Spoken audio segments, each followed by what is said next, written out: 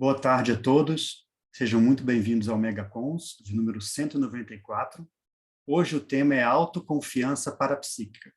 Para falar desse assunto aí importante para todos nós que estamos tentando desenvolver o parapsiquismo, a gente convidou o professor Gabriel Lara. O professor Gabriel ele tem um livro escrito sobre essa temática, com esse título, já apresentou também tertúlia matinal, com esse tema também, ou seja, deu várias lives, palestras, então ele é um especialista na autoconfiança parapsíquica, e a gente espera, então, aprender um pouco com essa experiência, com esse conhecimento dele. Gabriel, seja muito bem-vindo, obrigado por aceitar o nosso convite, e a palavra é sua. Boa tarde, Eduardo. Boa tarde a todos e todas, e agradeço também o convite, a oportunidade. Até a gente estava comentando um pouco antes, né, que a gente entrou, que a primeira vez que eu participei foi lá com o tempo do Moacir, lá no CAEC, e muito bacana. Então, realmente, até a temática era sobre serenões, e uma das coisas que me marcou bastante era o quanto que aquela temática expandiu.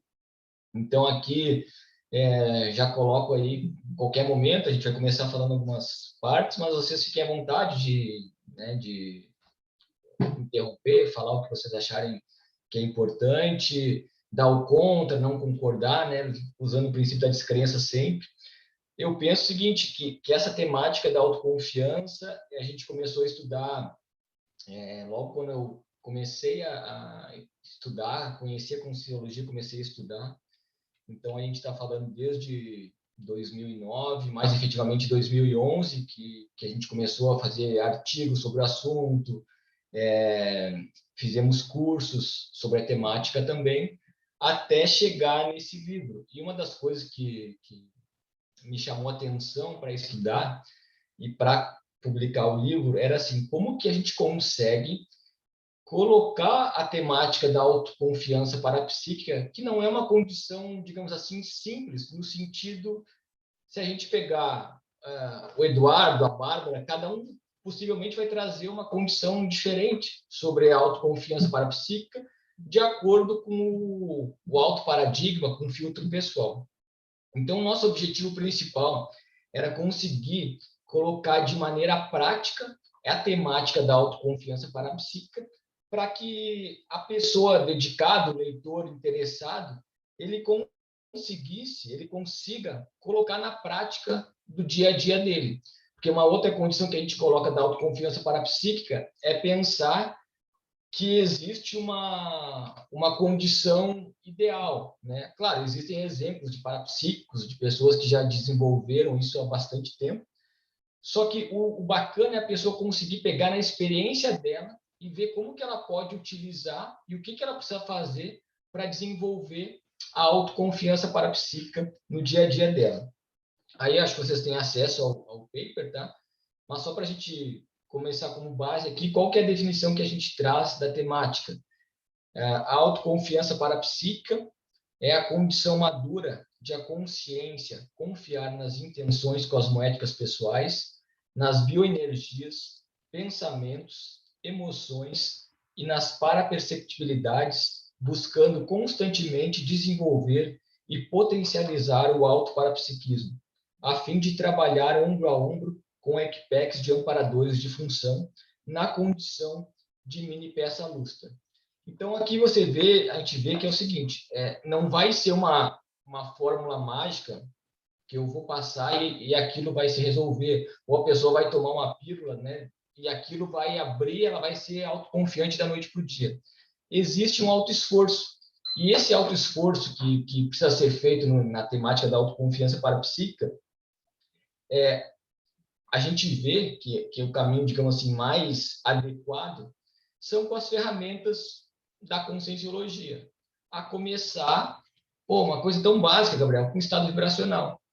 Então, o quanto que a pessoa já domina o estado vibracional no dia a dia dela, e o melhor, o que ela faz com isso.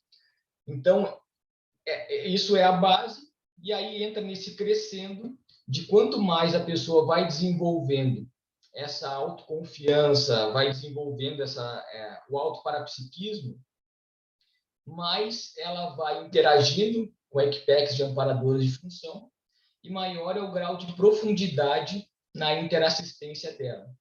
Então, isso daí, se a gente for pensar, é para sempre essa condição de desenvolvimento, né? E aqui a gente coloca algumas, não sei se já querem perguntar, fiquem à vontade, tá? Acho que quiserem trazer alguma condição. Então, a gente coloca aqui, né, que para desenvolver a autoconfiança parapsíquica, antes de tudo, ela existe um destemor cosmoético, para a consciência conseguir aprofundar no laboratório pessoal e descortinar a sua realidade, procurando aceitar a condição de exposição na vitrine multidimensional, buscando assistir às consciências assediadoras com exemplarismo, não importando se são frágeis galinhas ou galos temerosos. O que a gente quer trazer nessa condição aqui, né, nessa exposição à vitrine multidimensional? Na nossa visão, um dos grandes dificultadores do desenvolvimento do parapsiquismo, da autoconfiança parapsíquica, é a pessoa ter dedos, a pessoa ter receio de encarar a realidade dela. Então, ela começa a criar, ela cria, né, digamos assim, situações, cria fugas para que ela não consiga adentrar. Então, um dos pontos básicos que a gente tem, né, uma ferramentas super importantes. A cons, você passar, por exemplo, pela conscienciometria, passar pelo Consci-Cobaia, é uma técnica de exposição à vitrine multidimensional, porque lá todo o teu laboratório vai estar sendo exposto, e tem pessoas técnicas, tem especialistas para trabalhar na metria, para trabalhar nos diagnósticos. Então, veja, é uma técnica super bacana você passar pelos cursos da Conscius com Consci-Cobaia. Outra técnica muito boa, assim, que pode ser utilizada, é passar pela própria consciência terapia.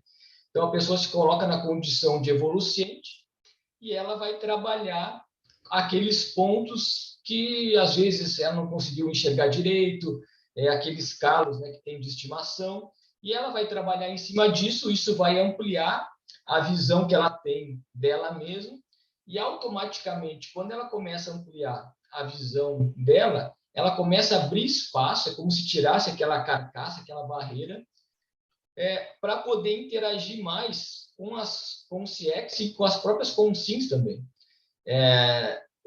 Eu posso trazer aqui até, né, esse contexto da descensão cosmoética como uma ferramenta, né, assim, de você, por exemplo, a gente falando de conscienciometria, consciência terapia, às vezes a pessoa acha que está super bem, que ela não precisa trabalhar nada, que ela não tem, mas isso aqui eu já estou fazendo, minha autopesquisa já está bacana, eu já tenho muitos anos de conscienciologia e tudo mais.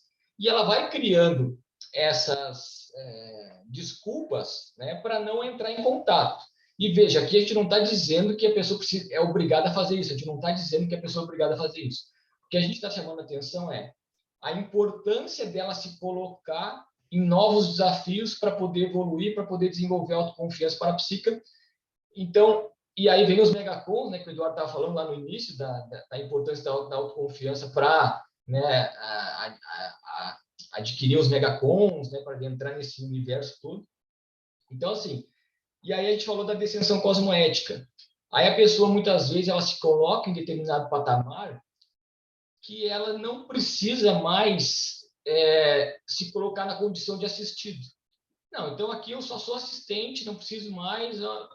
Então, isso às vezes, né, esses traços que a gente colocou de poder, de arrogância, de orgulho, acabam atrapalhando a pessoa a desenvolver esse processo. Porque às vezes a pessoa que é mais jejuna, ela vai chegar e vai entrar nesse fluxo. Não, olha que bacana, tem todas essas ferramentas e mais. Mas às vezes a pessoa que já é mais veterana, ela entra nesse contexto de, às vezes, não estou dizendo que é todo mundo, tá? Obviamente, isso aí a gente tem muita gente que dá exemplo disso daí, mas em alguns pontos pode ser que a pessoa fique acomodada nesse contexto. Eu vou trazer até meu laboratório aqui, pessoal, eu mesmo, até falo no livro sobre isso. Quando a primeira vez que eu fui fazer consciência terapia, por exemplo, eu já estava voluntariando há um tempo no IPC, já tinha meus cursos, tudo. Eu já achava que eu tinha um bom grau de autopesquisa e eu falava que não precisava. Não, olha, isso aqui não precisa de consciência terapia, tá? Porque já estou bem.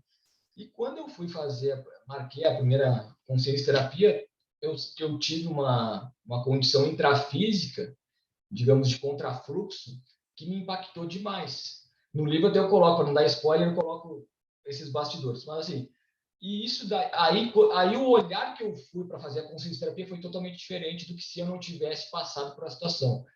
Fui boboca de precisar passar por isso, mas assim, a gente não precisa passar por isso, né? Mas então o que eu estou querendo chamar a atenção é isso aí. É a importância de cada um se olhar e ver o que precisa ser trabalhado no momento atual para desenvolver esse processo de autoconfiança parapsíquica. Aí a gente coloca aqui 18 itens, não sei se já tem pergunta ou não, Eduardo, mas se alguém quiser comentar alguma coisa, mas a gente coloca 18 itens para a gente poder discorrer ao longo do nosso debate sobre essa condição do que são exemplos otimizadores, por exemplo, da autoconfiança parapsíquica. Tá? Podemos seguir aqui ou não? Pode seguir, Gabriel. Se você puder falar só uma coisa que eu gostaria de abordar, é o seguinte: qual seria o primeiro passo, ou pilar, ou a condição básica para a pessoa começar a adquirir essa autoconfiança parapsíquica? Você falou do EV, né? Aham. É bacana, assim.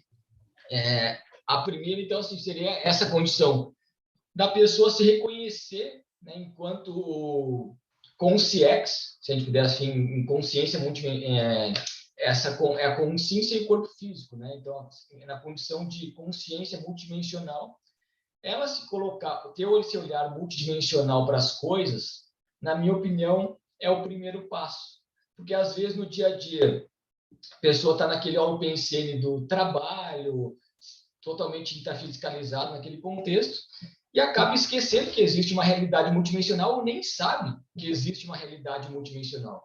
Então, aí a pessoa começa a trabalhar com o estado vibracional. E ela fala assim, não, eu já estou aqui, dentro do possível, eu estou dominando o EV. E ela começa a aumentar esse trabalho com as energias. Ao aumentar esse trabalho com as energias, ela começa a ficar mais paraperspectiva, né, nas suas condições. E aí, pessoal, volto a dizer assim, ó, então eu preciso dominar totalmente o EV para daí eu ter uma autoconfiança parapsíquica? Não. Mas se você dominar o EV, você vai, obviamente, aumentar a tua autoconfiança parapsíquica. A gente quer chamar a atenção é o seguinte: a mesma pessoa que não domina as energias, ela já tem condições de, dentro do nível que é possível para ela, começar a confiar nesse processo dela, né? Então, para isso, no mínimo que ela precisa fazer é se conhecer um pouco mais. Quais são os meus pensamentos, né? Como que eu interajo com as outras pessoas? Por exemplo, uma coisa que vou te pegar como cobaia que está Eduardo. Assim, vamos supor, o Eduardo me falou uma condição que eu não gostei. Aquilo é o básico, né? A psicologia fala muito sobre isso. Então, do ponto de vista somático, eu já conheço como que é o meu soma, eu conheço quanto tempo eu demoro, por exemplo, para fazer a digestão de determinado alimento. Se eu tomei um copo d'água agora, quanto tempo depois eu vou precisar para ir no banheiro? Uma coisa básica, né? Assim, tem determinados alimentos que eu não posso comer, por exemplo. Então, a gente está falando aqui do soma. Daí, no energossoma. Como que funcionam as minhas interações energéticas? Com o Eduardo, eu tenho uma boa interação energética, troca é super bacana, a gente sente a energia, né, fluindo super bem. Com uma outra pessoa, que eu tenho um ranço do passado, eu já sinto que aquilo fica mais travado, eu não consigo interagir tanto, eu sinto que eu tenho algum antagonismo com a pessoa, e essa troca não flui. Bom, o que eu preciso, então, trabalhar aqui nesse meu energossoma para poder ter essa relação mais interassistencial com essa pessoa, né? A gente está falando de básico ainda, né, Eduardo? Então, assim, aí vai. Psicossoma. Como que são o processo das minhas emoções? Bom, eu interajo bem, mas nesse assunto, quando é falado, é aquele assunto que me incomoda, que eu não gosto de falar sobre o assunto, ou quando alguém fala, aquilo me impacta. Vai para o mental soma. Como que são meus pensamentos normalmente? Eu tenho a tendência de pensar mais positivo, mais negativo das pessoas, mais neutro. Eu melhoro os ambientes que eu chego com o meu holopensene, por exemplo. Então, veja, isso é uma coisa básica, que é uma checagem holossomática, a gente usa muito isso na OIC, a técnica da checagem holossomática. Só que se a pessoa fizer isso no dia a dia dela, ela consegue mudar de patamar, né? Então, eu não preciso... Então, veja que é uma construção. O tempo todo a gente está falando de eu construir alguma coisa em cima dessa autoconfiança. Porque a gente não vai chegar, não vai iniciar no zero, até porque a gente não está, provavelmente, vendo pela primeira vez essa condição do parapsiquismo, né? E não vou chegar no 100 também, que é a condição lá do serenão, da consciência livre, o que vem depois. Então, veja que é se crescendo. Então, o interessante é eu me analisar e ver onde que eu estou nesse patamar de autoconfiança parapsíquica e o que eu preciso desenvolver. Então eu vejo que eu preciso trabalhar mais nesse aspecto. Então eu vou procurar, a gente falou até da própria consecutivos, eu preciso entender mais sobre o contexto serexológico. Então eu vou lá pesquisar sobre isso. A gente está falando aqui de um movimento ativo de se colocar em novos desafios para poder desenvolver esse processo. Mas começa na minha intencionalidade de eu querer mudar, de eu querer fazer alguma coisa com isso.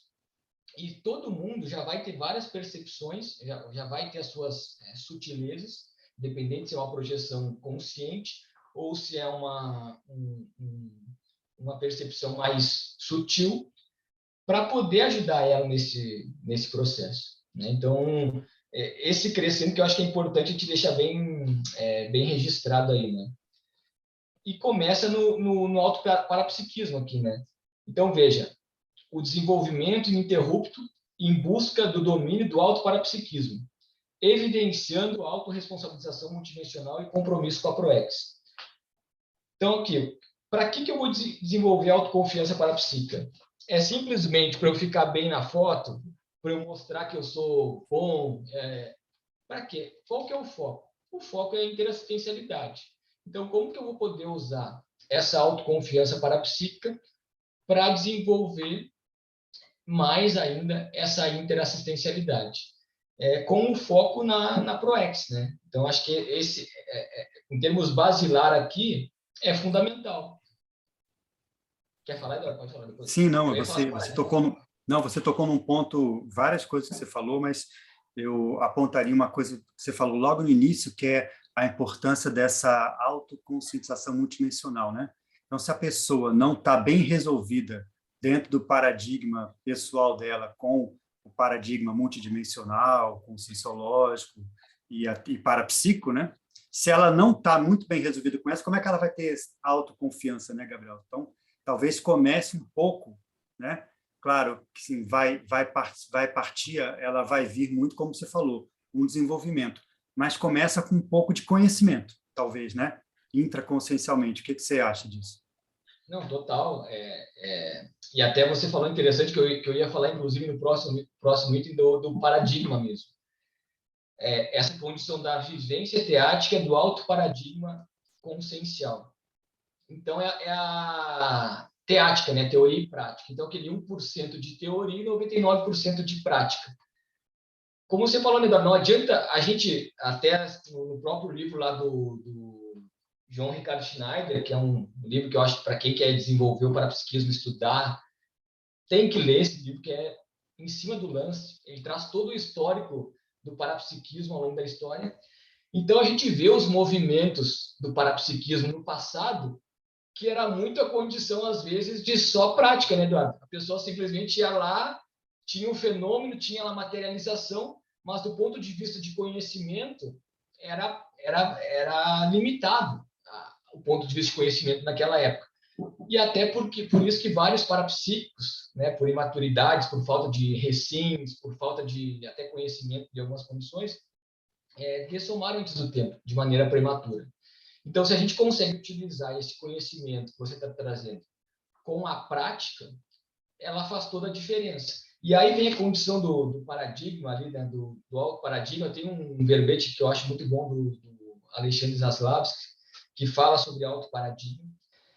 Então, é você entender, por exemplo, o quanto que você vivencia na prática o paradigma consciencial. Isso é um ponto de interrogação que a pessoa tem que se fazer. Então, a gente tem lá a própria Juliana dos Remédios, que é consciência terapeuta, ela e o Francisco Carvalho desenvolveram uma pesquisa que chama Síndrome do Conflito de Paradigmas, que é quando você tem conhecimento de um paradigma avançado, que nem paradigma, né, consciencial, só que você não consegue fazer um posicionamento e fazer uma cisão com um paradigma retrógrado, um paradigma antigo, porque você tem ainda pseudo-ganhos com relação àquilo. Então, uma coisa que é importante é justamente a pessoa entender quais são os conflitos, ou se eu tenho conflitos ainda com esse auto-paradigma consciencial, e o quanto que eu vivencio na prática essa condição. Então, eu acho que é bem bacana essa reflexão para a pessoa fazer, que daí vem em cima disso. Quanto mais eu vou desenvolvendo, mais vai ampliando a nossa visão a necessidade de estudar mais, né? Assim, de conhecer mais sobre o assunto.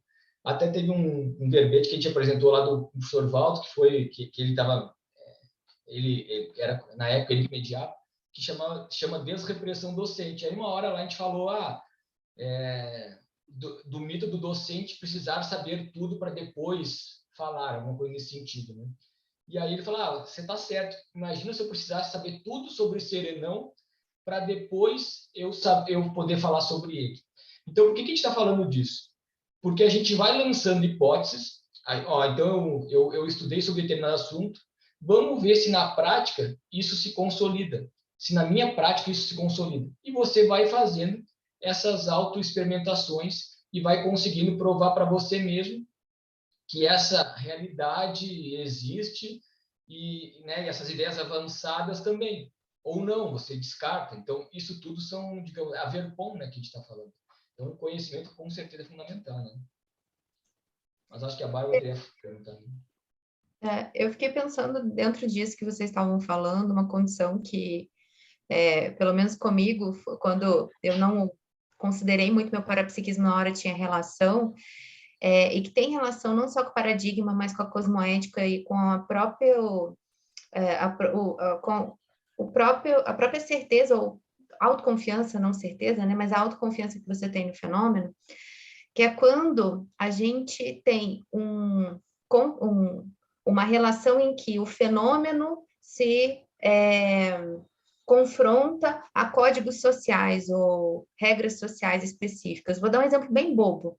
Por exemplo, você entra no restaurante, você sentou na mesa, o garçom colocou os pratos, e aí você, quando está lá no restaurante, você começa a perceber que aquele ambiente não é legal, que ele não é um local legal. Aí você fala, mas ele já serviu, já colocou ali o prato, vou levantar agora, né? Ou seja, os códigos sociais, eles acabam sobrepujando a próprio fenômeno parapsíquico que você teve no momento, e aí você fala, não, mas nem deve ter sido uma percepção assim, não deve ser tão ruim, aí come, passa mal, aí depois se arrepende, mas no momento aquilo sobrepujou, né?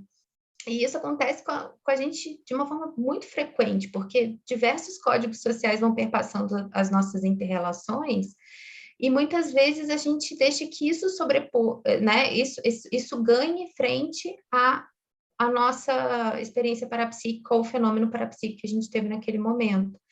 E eu lembro muito do Valdo falando de algumas situações, por exemplo, dele chegar, depois de embarcar, levantar e sair do avião, por exemplo, né? E eu fico me questionando, eu sairia do avião? Eu teria essa autoconfiança de chegar e, se eu perceber alguma coisa, sair do avião depois que eu embarquei? É o tipo de coisa que eu acho que pesa muito.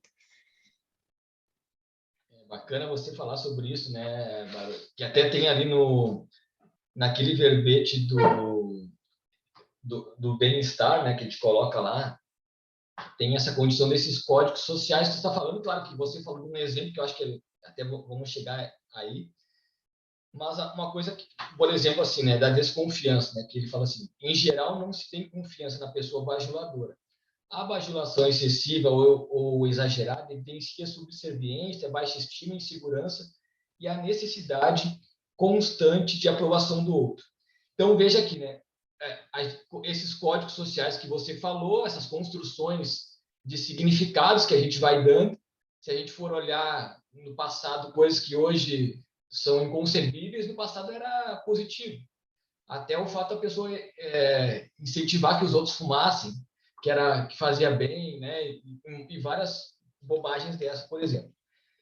Então, assim, por isso que é importante, aí entra uma condição por isso que eu quis trazer, é da gente estar em dia com o nosso CPC, o nosso Código Pessoal de Cosmoética. Então, você entender o que você não permite mais, o que eu não me permito mais fazer e o que eu permito, para a gente entender efetivamente. Então, vamos supor, né? Chegamos à conclusão, ou cheguei à conclusão, que esse tipo de postura já não dá mais, né? Nesse exemplo. Então, o que eu vou fazer para eu colocar lembretes no meu dia a dia, para eu não entrar mais nessa daí, até poder chegar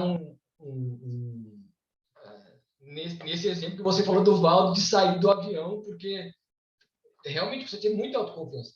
Mas veja, ele tem tanta, né, essa autoconfiança no sentido dele, por que ele está fazendo aquilo, que não é para desagradar o outro, não é porque o outro falou que de maneira atravessada, eu vou levantar do restaurante jogando os pratos no chão, ou qual que é o motivo? Né? Então, assim, e aí vem assim, ó, dentro do meu nível, eu consigo bancar essa assistência que está no restaurante, no avião, o que for. Não, acho que melhor, em termos de economias de malhas, nesse momento, melhor eu realmente me levantar e ir embora, sem ficar aí, né, criando caso no restaurante, ou seja, qualquer lugar, procurar deixar o ambiente mais limpo possível, mas eu não posso me acompliciar nessa situação. Por exemplo, né, a omissão superavitária. Ó, isso não é para mim, isso não dá, eu vou. Isso tem tudo a ver com o contexto da autoconfiança. Até tem um capítulo que a gente coloca lá sobre posicionamento interassistencial cosmoético e sobre murismo, que está em cima do lance disso que você falou. Então a gente começa a ver as sutilezas no dia a dia. Tá, mas por que eu falei isso para essa pessoa? Qual que era o pseudo ganho? Será que eu queria a energia dela? Se eu queria a energia dela, eu estava carente por alguma situação? Veja, pessoal, nós somos seres humanos, né, habitando esse corpo físico, as carências vão existir. Carência das mais variadas possíveis. Mas o legal é a gente entender qual que é esse mecanismo que está por trás desse processo e poder atuar. Então, por exemplo, assim, ó, no meu código pessoal de cosmoética, por exemplo, não me permito mais ficar carente. Então, eu percebi que eu estou querendo sugar a energia da outra pessoa por algum motivo, eu já corto na hora. Como que eu vou cortar? Vou fazer o EV, né, que a gente estava perguntando, ou não, tem uma técnica que eu prefiro de instalar o EV exteriorizando as energias, pulsação dos chakras, circuito vertical de energias. Então, assim, tem várias que cada um, mas veja, parte da vontade, parte da intencionalidade cosmoética da pessoa em não permitir dar vazão àquele processo. E então ela corta aquele fluxo de assédio, né? De ficar vampirizando a pessoa, por exemplo. Então, eu vejo que nessa linha que eu estava falando, o código pessoal de cosmética ajuda demais nesse contexto todo aí. Sabe, até porque quanto mais a gente desenvolver o aspecto parapsíquico, mais em evidência a gente fica, e mais a gente precisa bancar as nossas decisões, né? E são decisões muitas vezes que vão no contrafluxo da sociedade. E aí, bancar isso, eu pelo menos acho bem desafiante. Para mim, assim, eu fiquei pensando onde pegaria mais para mim essa insegurança parapsíquica, eu acho que é aí. Quando chega no contrafluxo de determinadas regras sociais, né, que não são bem regras, mas códigos, aí é onde, particularmente, eu normalmente... É interessante, Bárbara. Não, isso é muito bacana que você está falando aí. Isso que se a gente pegar só isso que você falou e a gente fosse ampliar isso daqui, já é uma reflexão profunda que cada um de nós pode fazer para chegar. Quais são os códigos que eu tenho mais facilidade de romper e quais são esses que eu tenho mais dificuldade. Então, e ver, tem ligação com esse processo afetivo, né? Que vai estar envolvendo. Porque tem um grupo de amigos do passado, aí se pegar as consciências. Quer ver um exemplo básico disso? É o seguinte: várias pessoas que a gente conhece, que eu já ouvi falar, elas terem, por exemplo, um objeto em casa, um bagulho energético, considerado lá, viu que é energia nociva, e ela não consegue se desfazer daquele objeto porque foi um familiar que deu. Familiar pode ter somado já ou não, mas ela pensa assim, ó, se eu me desfazer disso daí, é como se eu tivesse é como se eu tivesse traindo esse meu familiar.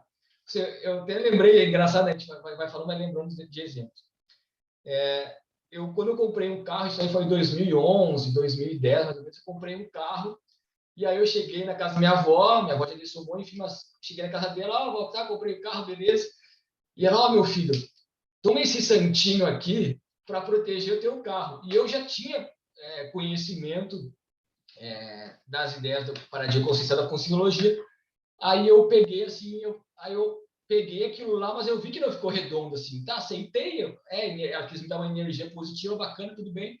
Mas eu vi que eu precisava me posicionar naquilo. Daí eu cheguei assim, vó, olha, te amo, agradeço muito você querer me ajudar aí, tudo, mandar uma boa energia. Só que para mim isso aí já não funciona mais. Falei para ela assim. Aí ela parou um tempo assim, ela falou: não, mas só o tempo que já ficou contigo já funcionou. E eu falei: não, então tá tudo certo. Então, assim, olha como são sutilezas. Às vezes, se você, vamos supor, se naquela época eu estivesse muito tranquilo com aquilo, eu poderia pegar, colocar no lixo, tudo certo, não tem problema. Mas veja, naquele momento eu senti que eu precisava ter um posicionamento com relação àquilo. E talvez hoje eu não precisasse mais voltar e falar e tal. Então você vê que tudo são o momento da pessoa também, de acordo com aquela condição que ela estava passando, né? E daí isso é muito pessoal, né? Mas muito bom. A Lani quer perguntar? Oi, Gabriel. Tudo bom, Lani? Deixa eu te falar uma coisa, tudo. Eu pesquiso essa questão do parapsiquismo também, e aí, fazendo já um jabá do seu livro, você tem um capítulo inteiro sobre isso, mas como acontece com muita frequência, eu queria que você falasse um pouco mais para a gente sobre a questão das pessoas que têm medo relacionado ao parapsiquismo, tá? Porque é muito comum, né? São diversos medos, e medo é assim, é o pai e a mãe de todos os travões parapsíquicos, né? Então, eu queria que você falasse um pouquinho mais, assim, em termos de talvez ferramentas, né, que as pessoas pudessem usar para superar esse medo e deixar aflorar esse parapsiquismo para justamente chegar na autoconfiança, né, no destemor e começar a fazer assistência com o parapsiquismo. Sim. Se eu não me engano, você tem um curso também, né, Lani, sobre travão parapsíquico, não tem? Tem, autodestravamento parapsíquico. Que acho que vai envolver a questão do medo também, né? De você destravar. Sim, exatamente. O que a gente... Qual que é a experiência até, né, dessa questão do medo? Então, desde a infância, com medo, enxergando como sexo, não conseguindo lidar com esse contexto todo, até chegar, por exemplo, no espiritismo e começar a trabalhar lá como médium no centro espírita, mas aquele medo eu ainda tinha, né? Então, quando eu acessei as ideias da conscienciologia e eu vi que tinham várias ferramentas para eu poder superar de fato esse medo, eu fui a fundo. E uma das técnicas que mais me ajudou a desenvolver, né, que até tem laboratório no CAE que tem, mas a pessoa pode fazer na própria casa dela, é a técnica da imobilidade física vígio. Então, o que eu comecei a fazer? A técnica da imobilidade física vígio, você vai ficar 3 horas sem se mexer, numa poltrona lá, da maneira mais confortável possível, mas sem se mexer, sem piscar, sem engolir. E o que acontece com isso daí? Isso daí, a técnica em si é para você ter um domínio psicomotor e tudo mais desse contexto todo. Só que eu usava muito essa técnica para superar essa condição desse medo. Por quê? O que eu comecei a fazer? Se eu ficasse sem essa técnica naquela época, poderia me mexer, poderia enxergar e tapar com um lençol, alguma coisa assim. Então eu falei, não, como eu tenho que ficar imóvel aqui, eu vou encarar a realidade de frente. E foi isso que aconteceu. Só uma interrupção. O teu medo era de quê? De consciência? Tu era clarividente? Tinha medo de consciência? Era isso? De consciência. Tá. Tinha medo de consciência. Então, desde a infância, eu tinha esse medo, não conseguia dormir sozinho também. E eu percebia aí a sinalética, aquele arrepio na nuca e aquele pavor intenso, assim, era muito grande, eu não conseguia dominar esse processo. E aí eu comecei a fazer a técnica e coloquei a seguinte, olha, então eu vou para o local que eu tenho mais medo na casa. Inclusive, tinha uma pessoa que tinha dessomado naquela casa, que eu tinha medo naquele contexto. Eu falei, não, nesse local que eu mais percebo a pessoa, eu vou fazer a técnica aqui. E eu começava a fazer lá a técnica. E eu comecei a fazer, e comecei a ver assim, pô, eu sou uma consciência sem o corpo físico. O que diferencia eu e a consciência, eu com sim para a consciência, é o corpo físico. Então, eu vou ter medo de mim mesmo. Comecei a ver também que aquele medo que eu tinha era muito pequeno, que às vezes, nessa interação com desafetos do passado, com sexo e desafetos, jogavam na psicosfera com sexo com medo muito maior, então aquele pânico se instaurava em mim. Então, tudo isso eu comecei a identificar, vendo lá na parapsicologia, né, do medo, o contexto todo como que funcionava comigo esse processo. Tem alguns pesquisadores que falam sobre isso, assim, da própria ciência convencional, mas eu vi na minha prática que o medo, o ápice era em 10 minutos, e que depois desses 10 minutos eu conseguia controlar e não pegava mais esse medo. Então, aí eu comecei a dominar esse contexto todo. Aí tem até uma técnica, que é uma técnica consciência-terápica, que quem desenvolveu até foi o próprio Francisco Carvalho, que é um consciência-terapeuta, que é o medograma. Você lista 100 medos que você tem para você entender qual que é a dimensão, o tamanho desse medo, por exemplo. Então, assim, eu não sei se você quer complementar alguma coisa, a tua experiência, Nani, ou alguém, né? Mas dentro assim da nossa foi mais ou menos isso que é enfrentar mesmo. É você se colocar nas condições de enfrentar e não deixar pedra sobre pedra. Assim, vou enfrentar ao longo do tempo. Tá tudo bem, a pessoa pode fazer isso. Mas na minha maneira de funcionar, eu fui mais no não deixar pedra sobre pedra e resolver isso que tinha que resolver. Né? Assim, então, foi mais nessa linha, essa desconstrução do medo. Outra coisa que a gente percebeu também era o seguinte, que a pessoa que estava com medo, ela não se fazia valer, né, a questão da interconfiança, da companhia de amparadores, técnicos de função. Uhum. Então, assim, olha que interessante, né? A pessoa quer ser assistente, mas ela mantém medo ainda. Então, assim, por que ela precisa disso daí? Se for pensar, tá egocentrada ainda, né? É o egão atuando dentro desse contexto todo aí, né? É interessante você estar falando, por exemplo, você que citou isso aí, a pessoa tem medo na hora de fazer assistência, ou seja, é um paradoxo, porque ela tem medo de consciência e ela está afastando uma consciência, que é amparadora nesse caso, né? É muito interessante. Assim, o que eu andei lendo e tudo mais, o medo é uma questão de imaginação, né? A pessoa faz um monstro na cabeça dela, um negócio imaginativo, que aquilo é simplesmente imaginação. Se ela for fazer a técnica que você fez, ou seja, vamos encarar isso de frente, isso desfaz. Como você falou, em 10 minutos, aquilo se desfazia quando você aplicava a técnica, né? Então, é por aí mesmo.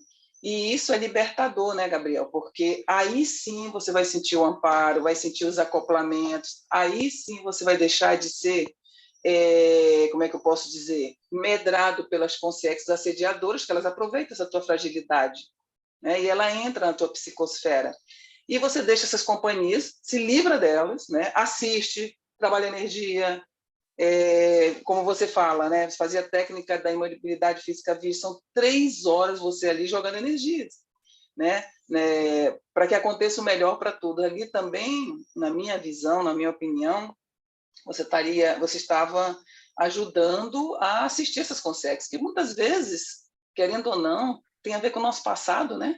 Essas consciências aparecem para a gente. Então, não é uma perseguição, né? Às vezes elas estão super obnubiladas e elas aparecem e a gente sai fugindo delas. Às vezes, se você fizer um trabalho inverso de jogar energia, de acolher e assistir, elas vão ser encaminhadas, né? E aí você não vai ter mais aquelas companhias.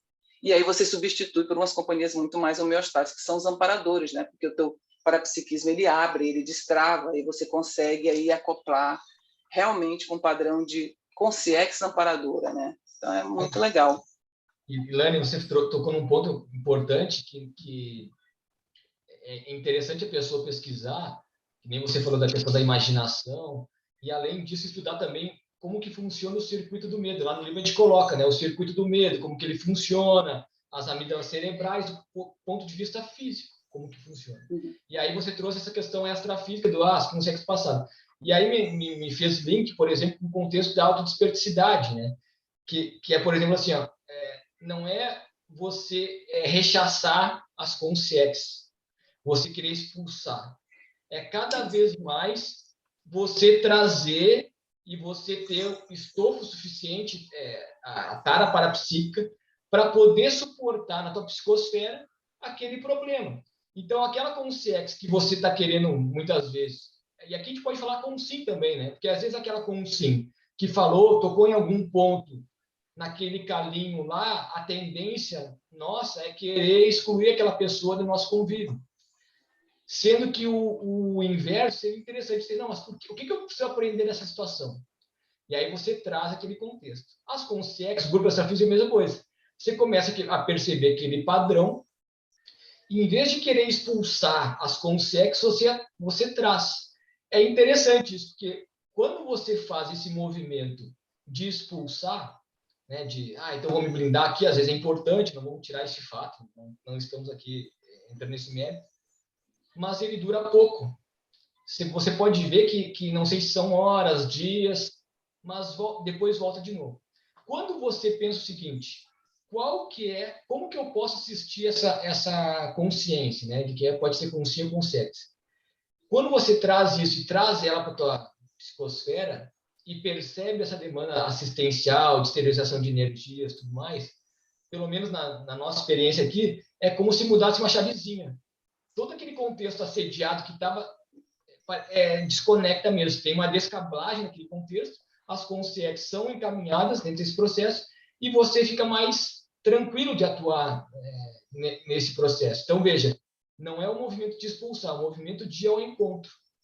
Então, achei bem interessante que você falou isso, porque me arremeteu com esse tema da autodesperticidade também. Tropecei. É engraçado. É aquela coisa, você fala, a gente vai lembrando, né, quando a pessoa vai falando. Então, assim, dessa questão das consciências, né, que você quer se livrar. A gente não pode esquecer da questão grupo-karmológica, né? Então, vamos pensar aqui intrafisicamente. Vamos dizer, o grupo karma familiar, que é o nosso, né, está mais pertinho da gente. Não tem como se livrar. Não tem. Então, se tem um enrosco, nós vamos ter que ajudar, vamos ter que assistir. Da mesma forma, extrafisicamente. Você tenta se afastar, expulsar, se blindar, mas está ali, estão esperando uma hora que você baixe a guarda para eles entrar e falar, ei, eu estou precisando de ajuda de novo, né? Então, como a gente está aí nesse processo interassistencial, já que a gente se propôs a isso, né? É isso que a gente busca na Conscienciologia, né?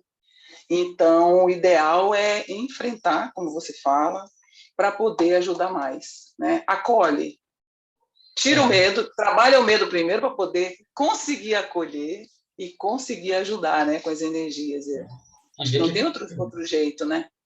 Aí a gente vê que é pequeno mesmo, né? Até eu estava falando, não sei se você estava aí, que o primeiro Megacons que eu participei foi lá com o tempo do Moacir sobre serenões. E aí a questão, até estava vendo uma tertúlia do professor Valdo, que era essa semana, que era sobre evolução agonística, uma coisa assim, né? Temática. E ele falando essa condição do serenão, dele chegar numa condição de ele já saber quantas vidas ele vai ter mais. Uma pergunta que eu falo para você não é quantas vidas você tem mais ainda pela frente. E como ele tem autonomia multidimensional, se a gente puder falar assim, ele pode dizer, eu vou ressomar mais uma vez, eu acho que eu preciso assistir mais aqui. Aí eu fico me perguntando assim, nesse nosso diálogo aqui. Se cada vez que eu chego e eu expulso uma consciência da minha inter-relação, qual que vai ser o trabalho daqui a milênios, quando a gente for serenão, a gente ter que recompor esse processo? Eu fiquei pensando nisso, né? Assim, será que essa pessoa não agora eu não consigo evitar quando tiver numa condição mais avançada, de precisar recompor? Por que não faço isso agora? Então, eu fiquei pensando nisso essa semana também. Muito legal. E aí, se você, por acaso, é muito legal essa tua analogia aí, que aí, se você ajuda essa pessoa agora, ela pode ser teu colega serenão lá na frente. Ou seja, o trabalho fica, né, expandido, muito bacana. Legal mesmo. É verdade. Obrigada. Valeu, Léo. Eduardo colocou... Eduardo, você quer comentar e depois eu passo para o Fernando? Ou passo para o Fernando antes? Pode passar para o Fernando, tá? Tá. Fernando, pode falar. Eu gostaria só de pular em cima do assunto, se tem no livro alguma técnica específica que se traga para trabalhar essa questão do grupo familiar nuclear. Do grupo familiar. Você diz assim, de promover recomposições, alguma coisa assim, ou Fernando? Sim, para estar ajudando na interassistência também. Ah, bacana. Tem sim, a gente tem alguns pontos que a gente aborda, assim, começa lá então, assim, desde a primeira parte que a gente fala, por exemplo, né, de você superar algumas condições, porque o que a gente entende? Quando eu começo a entrar em contato com o meu holossoma, com a minha intraconsciencialidade, eu começo a ver a pessoa, eu começo a me enxergar de outra maneira. Então, aquilo que às vezes um familiar nosso vai falar e aquilo em outro momento eu ia reagir, eu ia colocar mais lenha na fogueira, eu já começo a entender, não, peraí, por que eu estou precisando reagir com essa pessoa? Por que essa pessoa em específico me impacta? Ou se essa pessoa fala, né, às vezes a pessoa falou uma coisa e outra falou a mesma coisa. Só que as duas têm relações diferentes na nossa vida e têm energias diferentes. Por que com uma eu me incomodo e a outra não? Aí a gente começa a questionar. Então você começa a ver isso daí, né? Então assim, bom, então eu entrando em contato aqui com a minha intraconsciencialidade, trabalhando minhas energias, eu começo a ficar mais forte, com mais domínio da minha manifestação. Então aquilo que o outro fala já não impacta tanto. Mas lembrando que a gente tem aí esse corpo físico, tem o psicossoma, o contexto emocional, que a gente vai ter ainda esses impactos muitas vezes. E aí tem um capítulo, Fernando, que é sobre a questão do perdão, que lá ele começa a falar essa condição, nesse capítulo a gente fala tanto a questão do perdão, de maneira geral, vamos por alguma condição que eu preciso perdoar, alguma condição que ficou mal parada, e até uma condição mais avançada, que não sei se você já ouviu falar da expressão do auto-imperdoamento e do hétero-perdão, né? Não sei se para você já foi debatido aqui, alguma coisa assim ou não? Já, acho que já teve até megacontos a respeito. Ah, perfeito. Então, você sabe bem aí, se quiser complementar alguma coisa. Então, assim, aí é o auto-imperdoamento. Assim, da minha parte, eu errei. Tá, errei, beleza. Eu vou ficar me vitimizando, vou ficar me autoculpando porque eu errei, né? Pega lá no martírio, no flagelo e tal, vai adiantar alguma coisa? Não, não vai. O que eu estou fazendo, aquilo que a gente falou da carência antes lá no início, eu estou pedindo energia para mim. Porque se eu estou perdendo tempo com auto-vitimização, com auto-culpa, eu estou ainda pedindo energia para mim. Eu quero ser assistido, eu estou precisando daquele, né? Se eu uso a autorresponsabilização, o auto-imperdoamento é dizer o seguinte, espera aí, errei, beleza, não vamos aqui, né, responder pelo erro da maneira mais lúcida possível, sofrer as consequências, né, do erro que você fez, tá tudo certo, mas eu não me permito mais errar de novo. O que eu preciso fazer para não enfiar o pé na jaca de novo? Porque não é questão de eu ficar lá no auto-perdão, passando a mão na cabeça, não é isso. Então, é auto-imperdoamento. Aí você vai pro hétero-perdão. Pô, cara, os outros vão errar pra caramba com a gente. Vão errar. Aí a pergunta primeiro, né, voltando pro laboratório, por que eu criei expectativa em cima dessa pessoa que ela não erraria? Que ela não faria alguma condição diferente? E aí você começa a trabalhar o hétero-perdão. O professor Waldo falava, né, do pré-perdão. Vocês estão perdoados até o ano 3000. Cara, isso é muito avançado. Chegar numa condição dessas, você criar já um perdão antecipado, é muito avançado isso daí. Então, na minha opinião, assim, do ponto de vista familiar de recomposições, é você procurar fazer a tua parte, procurar ajudar da melhor maneira possível. Se tem abertura para ter diálogo, para ter interação, ótimo, positivo. Se não, fica jogando energia, vai jogando energia, que até vai chegar um tempo que isso daí vai, seja nessa vida ou na outra, isso vai se recompor. Aí você pode pensar assim, será que eu fiz tudo que eu podia para recompor esse processo com a pessoa?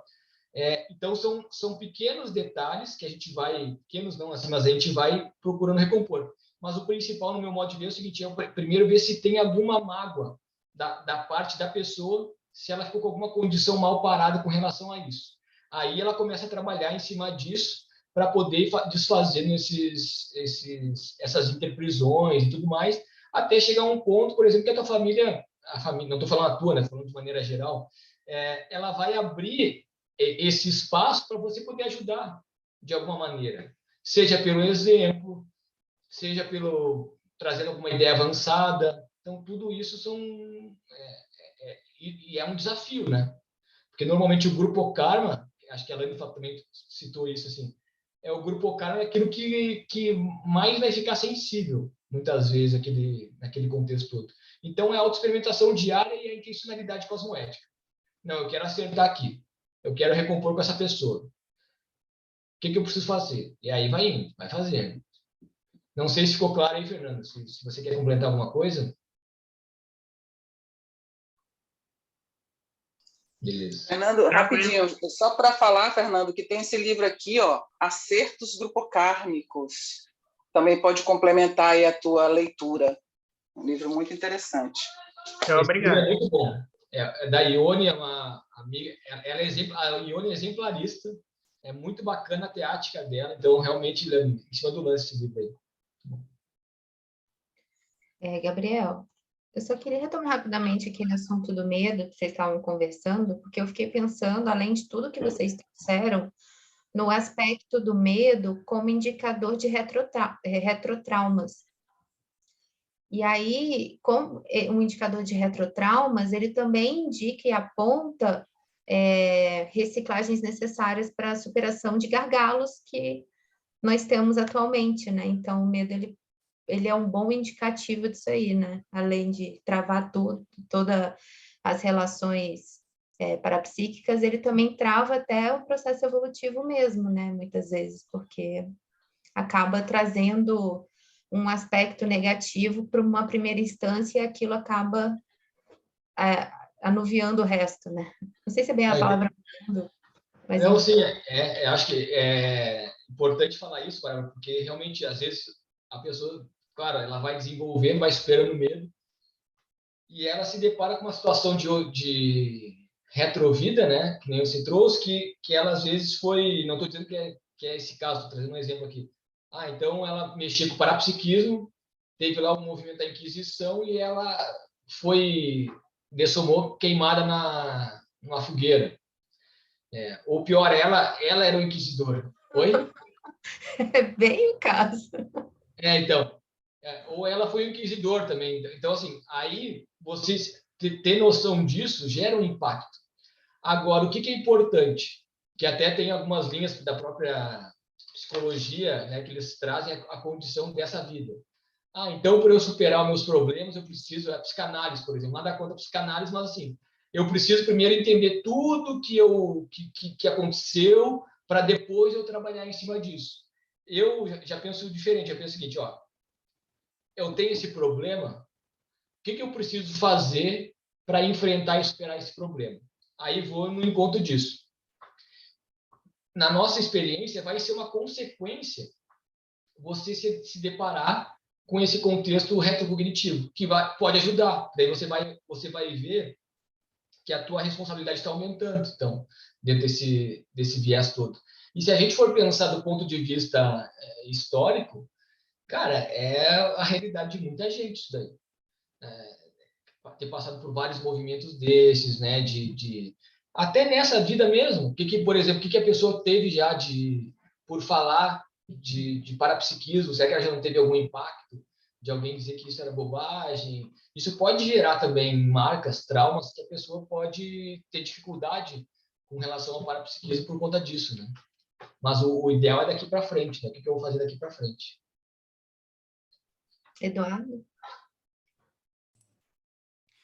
Sim, eu queria falar um assunto, e antes só queria lembrar da questão do trauma, né? Do trauma e do SBREG parapsíquico. né? SBREG, retrocognitivo, SBREG intermissivo, SBREG de tudo que é tipo, né? E que às vezes a pessoa tem no curso intermissivo ou em outras vidas e traz isso, e isso é o travão justamente para ela ter autoconfiança. Então, talvez aí seja um trabalho pontual que ela tem que fazer em alguma área, né? Agora, o Gabriel, eu queria te perguntar o seguinte, assim, a gente estava lendo as pensatas e lembrei que a gente teve um Megacons sobre autodeterminação evolutiva. Eu queria que você fizesse uma relação entre a autodeterminação e a autoconfiança parapsíquica. Eu queria aproveitar para ajudar, ler aqui uma pensata que tem na nossa folha sobre isso, né, que acho que vai ajudar. São, na verdade, uma sequência de pensatas. A autoconfiança se mescla com a autodeterminação, compondo a verdadeira estrela-guia do líder interassistencial. Estrela-guia do líder, da liderança interassistencial.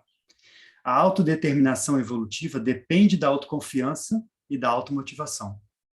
Então, ela depende, está embasada na autoconfiança e na automotivação, vai dar a condição da pessoa que é determinada, autodeterminada, que era um dos trafórios, até o professor Valdo falava, né? A determinação javalínica que ele tinha. Né?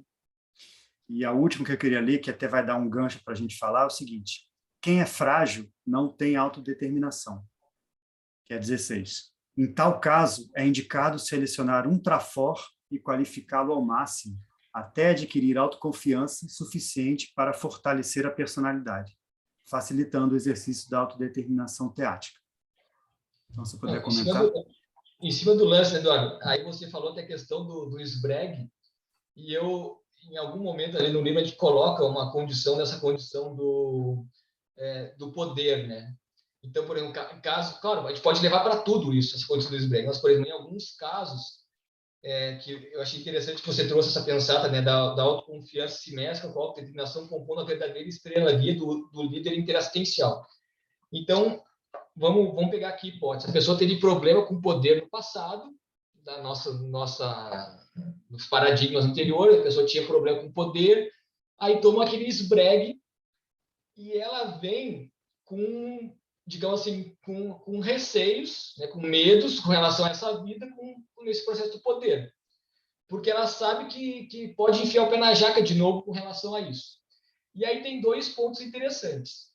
Tem vários, né? Mas assim, que a gente pode até, se você quiser complementar. Mas assim, um é a pessoa que ela recupera lá ela tem as lembranças do contexto todo, recupera os cons lá da autodeterminação, do arrojo, da coragem que ela teve em outras vidas, e às vezes até alguns contextos meio deslocados, mas ela recupera aquilo e vai usar aquilo dentro desse processo. E aí ela começa a entrar numa ordem pensata também que você trouxe, que é aqui, né? A megalomania é excesso patológico de autoconfiança. Interessante, até contando o bastidor, que essa pensata eu tinha achado, e eu até queria colocar em algum momento do livro. E eu não achei mais depois. E eu não coloquei, né? E aí, quando você trouxe, eu falei, porque excesso patológico. Eu estava procurando a megalomania, excesso, alguma coisa, né? Mas achei bacana que você trouxe. Mas aí, por que eu estou falando isso? Porque começa a entrar no viés da pessoa entrar nessa condição patológica, de arrogância e tudo mais. E aí ela toma nessa vida, ela se depara com alguma condição de impacto, terapia, seja em alguma atividade ou mesmo extrafísica. O PROAD é um excelente curso que ajuda nesse processo, por exemplo. E a tendência daí, Eduardo, é a dicotomia, né? Então, ela tem um potencial muito grande, só que daí ela coloca o rabo entre as pernas, perde força do ponto de vista físico, e até certo ponto, aquilo ali ajudou naquele momento, que ela começa a ver que ganha mais força extrafísica, aumenta a interação com os amparadores e tudo mais. Só que ela permanecer naquilo é anticosmoético também. Então, isso que você trouxe do líder, da estrela guia do líder interassistencial, é você saber qual que é o teu papel, saber o que precisa ser feito. A mais entrou na megalomania. Opa, né, vamos voltar aqui. A menos também é anticosmoético, de não mostrar o potencial. Então, eu vejo que é fundamental. E aí você vai usar a determinação que você está trazendo né, para você ver assim, tá, tenho esse problema, o que eu preciso fazer para reciclar isso? Porque se a gente for pensar as crises que se passa, né, tem a condição da reciclagem prazerosa, não precisar ficar sofrendo, mas as crises, elas incomodam. Você sente lá aquele impacto e olha só, e agora, né, vou precisar mexer nisso. Se a pessoa consegue passar por esse gargalo de desdramatizar o contexto do sofrimento, de ter a reciclagem prazerosa, aquilo vai muito mais fluido. E ela não precisa ficar lá cavando, né? Porque se deparou com um trafalho e precisa ficar cavando lá no fundo do poço. Não, ela entender aquele mecanismo dela, entender o porquê que ela tinha necessidade de fazer aquilo, no sentido de assim, peraí, tá, foi o que eu usei para sobreviver até hoje, mas agora não preciso mais disso. Então, veja que é uma linha tênue, né? Você entrar nessa liderança aí que você trouxe do líder interassistencial, a pessoa está sempre medindo e sempre verificando. Não, peraí, deixa eu ver se realmente eu estou tá adequado, está cosmoético isso que eu estou fazendo, passou muito, deixa eu voltar, e assim vai, né? Mas a autodeterminação, para mim, ela é fundamental, assim, para você colocar e até desenvolver, né? Assim, não, como é que eu posso fazer para ter mais autodeterminação? Para não entrar também no contexto patológico da rigidez, né? Você veja como que a consciência é complexa. Então, eu sou muito determinado. Mas daí a pessoa fica dando um murro em ponta de faca. Em coisa que, então, não é essa autodeterminação que a gente está falando. Então, veja que é sempre a pessoa analisando, né? Sempre se verificando. Você vê que a autoconfiança pode cair na megalomania, né? A determinação pode cair na teimosia. Então, por isso que é aquela coisa, né? Só o traço em si, ele tem que estar sempre junto com o discernimento da pessoa. Porque, senão, o traço em si não significa nada. É o que você falou, tudo é muito complexo, né? Dependendo de como você dá ênfase para aquela condição, se é cosmoético ou não, se é evolutivo ou não, você pode transformar um traço que às vezes é positivo, a própria autodeterminação, né? Uma coisa que é patológica. É isso aí, obrigado, Gabriel. É isso aí, muito bom. Posso falar agora? E por falar em patologia, Gabriel, parabéns pelo livro. O livro é muito bom, estou lendo ele. Obrigado. Eu queria que você comentasse aí o capítulo 8, por que você colocou belicismo e autoconfiança. Claro que eu li o capítulo, mas seria bom você explicar para ficar bem clara a questão, porque você colocou belicismo e autoconfiança para a psique. Qual a relação? Ou a não relação? Eu achei que não sei porquê, né, mas por eu ter nascido no Rio Grande do Sul e vários outros contextos, do contexto do belicismo... Você coloca também da estatura que você tinha, você fez karatê e tal, né? Fala aqui algumas coisas. Não, então, aí, por exemplo, assim, eu fiz artes marciais e também essa condição do corpo de contenção, né? Que eu coloco essa hipótese aí no livro, no sentido de você vir com um soma mais reduzido para não se meter e complicar mais a tua... Porque aí pensa só, né? Se nessa vida, com baixa estatura e tudo mais, eu me meti em artes marciais, pensa no que eu não poderia ter feito se eu tivesse vindo mais estatura, né? Então, isso são umas reflexões que no meu laboratório eu pesquisei. Então, assim, o que é esse contexto do belicismo, né? Então, até o Valdo coloca lá, né? Para se ter uma noção mais avançada do quão primária e ancestral é a tendência belicista, basta pesquisar na vida microscópica. Os batalhões formados pelas bactérias, conclusão dedutiva. Se as bactérias iniciaram o belicismo na evolução do princípio consciencial, a consim belicista hoje ainda é essencialmente bacteriana. E aí, Fábio, assim, vamos pensar que no nosso caso, né? Talvez no dia a dia a gente teria manifestações de sutileza do belicismo. Aí cada um tem que avaliar quais são essas sutilezas que daí para a pessoa, né, parapsíquica não seja tão sutileza assim. Mas, por exemplo, o contrapensene, por exemplo, a condição da ironia. Até tem uma teoria do professor Valdo que eu acho muito bacana, que ele fala o seguinte: ironia igual a belicismo. A pessoa não pode matar a outra, então ela dispara dados de ironia para ferir a outra, né? Então, veja, são sutilezas. Às vezes, a maneira de olhar. Você me falou uma coisa e eu te olhei diferente. Olhei com aquela condição, né, das vezes com mais raiva. Não sei, enfim. Então, são sutilezas.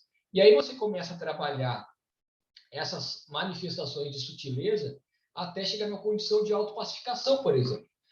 E por que tem a ver com a autoconfiança isso?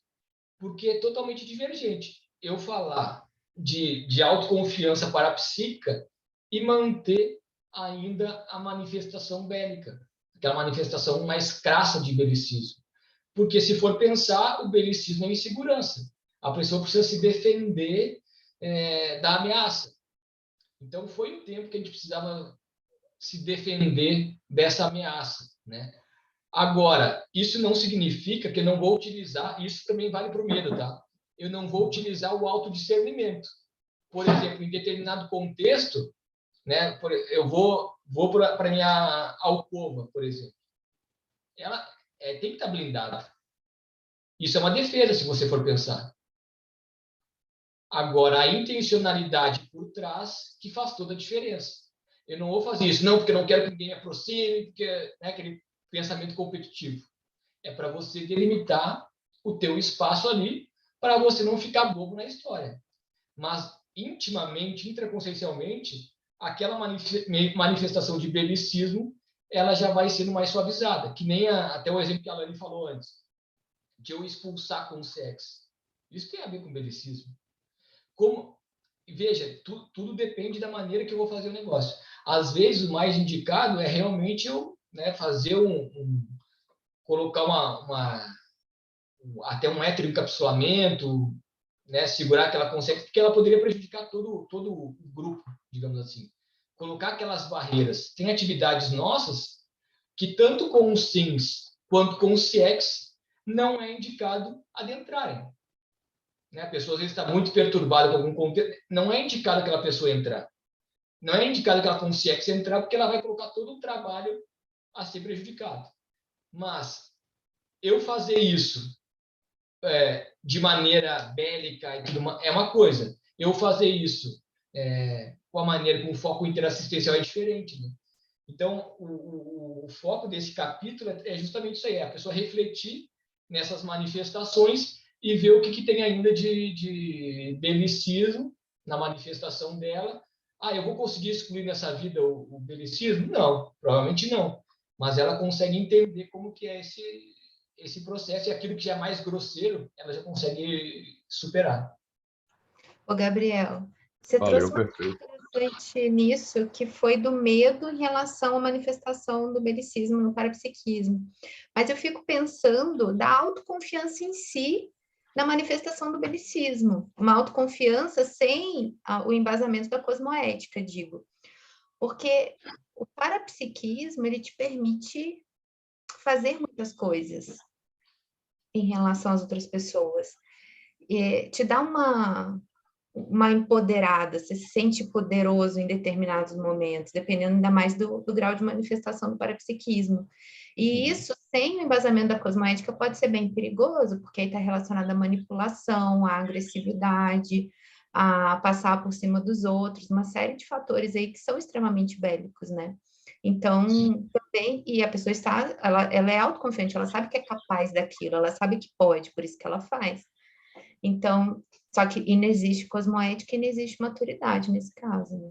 Sim, aí vem a questão também da evolução como um todo, né? Se a gente puder pensar assim, todos nós, né? Até tem a condição das paracicatrizes, né?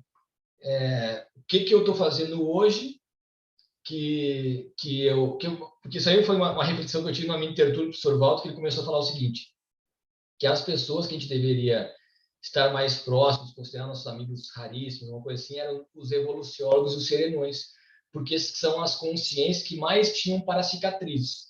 E eu comecei a refletir em cima disso. Então, quais são as coisas que eu faço hoje, na época, no caso, era 2014, 2013, que eu faço hoje, que daqui a um tempo eu vou dizer, olha, aquilo lá que eu estava fazendo naquele ano era errado. Ou posso trazer para hoje também. Dia 9 de abril de 2022, eu acho que eu estou fazendo alguma coisa certa, Só que daqui a um tempo eu vejo que aquilo que eu fazia não era mais indicado. Então, assim, a gente vai constituindo, através dos erros, novos erros, esse contexto das paracicatrizes e tudo mais. Né, Então, por que eu estou falando isso, né, Bárbara? Porque dentro desse contexto do belicismo, da questão da cosmoética, dentro da nossa visão, a pessoa que ainda precisa competir, que ela precisa ter posições de poder, de se impor aos outros, na nossa opinião, não é uma autoconfiança. E caminha mais para um lado da arrogância. Então, vai passando por outra. Então, não é a de fato. Claro que ela vai ter uma segurança, uma autoconfiança na manifestação dela, muitas vezes, de parapsiquismo, o que for, mas não é o que a gente chama, porque talvez é a questão da intencionalidade. Por que ela faz isso? Se eu faço isso querendo impor sobre o outro, aí não é autoconfiança, na nossa opinião. Mas não estou dizendo que a pessoa não possa fazer aquilo bem. E, às vezes, vai vir guiar cego, vai vir energia para a pessoa, tem todo aquele contexto. Então, o que a gente está falando é uma atualização do momento evolutivo nosso, e ela está se manifestando da melhor forma possível, de acordo com o código pessoal de cosmoética dela. Se ela entende, por exemplo, para uma pessoa que não, vamos supor que não entende muito, né, do que a gente fala aqui do ponto de vista de ser intermissivista e tudo mais, ela vai ter uma outra visão sobre o assunto.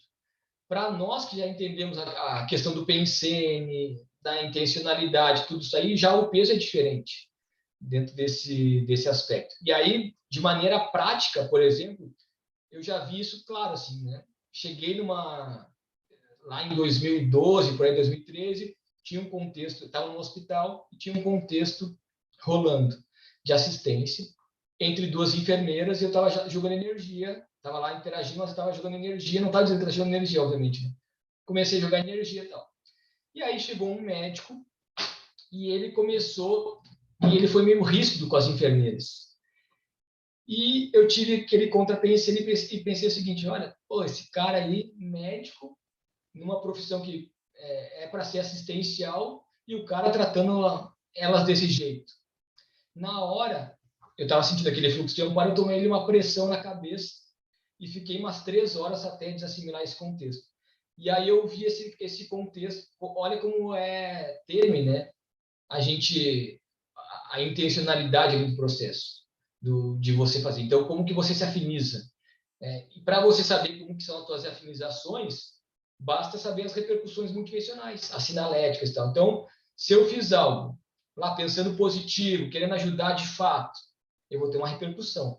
Se eu fiz algo com a intencionalidade lá de querer passar por cima, você sente que ficou alguma coisa mal parada, né? Nem precisa chegar nesse negócio de ter essa pressão, mas você sente que ficou alguma coisa ali que não ficou bem parada. Às vezes é na forma da pessoa falar, às vezes a gente vai falar alguma coisa e não tem energia. Tudo isso são evidências que pode, né, como que está essa condição da... Agora, né, olha que interessante, aí tem a ver com a frase enfática, né, que fala o seguinte, a autoconfiança inicia na própria intencionalidade cosmoética, expandindo-se até a confiança dos amparadores extrafísicos e no maximecanismo multidimensional, com o uso constante do princípio da descrença. Se eu estou tranquilo com a minha manifestação cosmoética, se eu estou tranquilo por que eu estou fazendo aquilo, pode vir o assediador que for que você não vai titubear. Por que o professor Valdo falava que para fazer um caso de desassédio, poltergeist, você tinha que escolher bem a equipe que ia estar junto com você. Justamente para você ter confiança naquela equipe, que aquela equipe não ia titubear quando você fizesse aquilo. Então, como que você vai chegar nessa condição de poder fazer desassédios, seja lá quais forem, sem saber o porquê que você está fazendo aquilo? Então, veja, né, Bárbara, no primeiro assediador que vier te jogar uma pulga atrás da orelha, até na pesquisa que a Lana apresentou aqui do sustentação do campo, né? Acho que é uma coisa pioneira. Na primeira condição, você já titubeia, o teu campo enfraquece e você joga contra a equipe. Então, por que a intencionalidade? Por conta disso. Aí você consegue sustentar o que for, né? Mas eu acho, eu já vou te passar, tá, Glaucia, rapidinho, só para complementar. Eu acho, assim, que eu reflito muito sobre isso, porque eu penso assim, nós, atualmente, intermissivistas, mais ex-megassediadores, a gente tem muito que pensar sobre parapsiquismo atualmente. Uns mais que outros até, né? Principalmente se esse foi uma fonte de manifestação anticosmética no passado. Então, eu me questiono muito o que eu faria se eu tivesse determinada manifestação parapsíquica hoje, atual. Falo assim, qual que seria a minha reação? Eu teria maturidade para lidar com aquilo da melhor forma, ou eu ainda iria me esconder dentro ou ter as manifestações similares a que eu tive no passado. E esses autoquestionamentos que eu faço, muitas vezes eu me surpreendo com algumas coisas. Eu penso assim, será que realmente eu estaria com essa maturidade hoje e tal? Eu não sei, eu acho que é um autoquestionamento que eu sempre faço e sempre tento ver assim, o que falta para que eu consiga a maturidade necessária para acessar esse nível de parapsiquismo de novo. Eu acho que isso que você falou é em cima do lance, ó.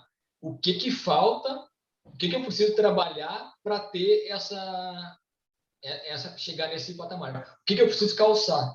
Eu acho que essa pergunta aí é em cima do lance, essa reflexão é em cima do lance mesmo. Muito bom. Glaucia? Eu até coloquei no chat para me lembrar qual era.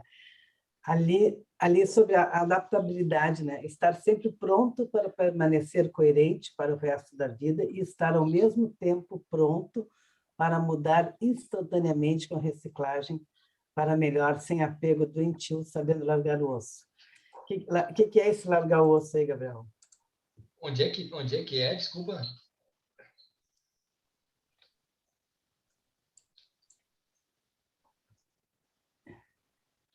Eduardo, ajuda aí com a página, Eduardo, por favor. Ele está no item 3 Adaptabilidade. aqui, tá na página 3, no item 3 de postura. Postura, certo.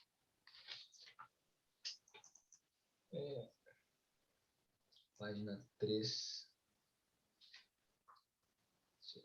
Adaptabilidade. O item Depois de 3. acolhimento. Ah, perfeito. Obrigado, pessoal. Estar sempre pronto para permanecer coerente para o resto da vida e estar, ao mesmo tempo, pronto para mudar instantaneamente com reciclagem para melhor, sem apego doentio, sabendo largar o osso. Isso aqui tem um verbete que é bem interessante, que é um verbete da enciclopédia do professor Valdo, que chama postura conscienciológica. Esse verbete não está no livro, tá? Então, foi quando o Eduardo nos chamou, e eu falei, interessante, estava pesquisando sobre esse verbete. Como é o nome, Gabriel?